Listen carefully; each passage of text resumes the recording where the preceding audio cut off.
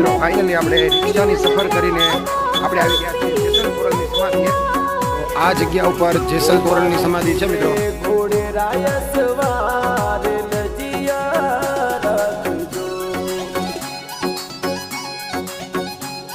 જેસલ તોરલની સમાધિનું આ પરિસર છે.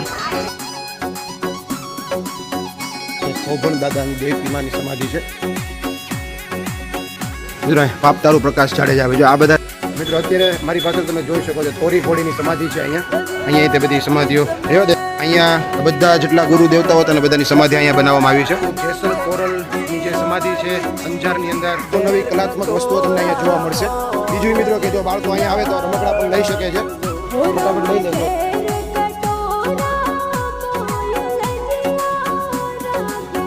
બાંધણીને એક ડ્રેસ લીધો છે અહીંયાનો આ બહુ પ્રખ્યાત છે. અહીંનો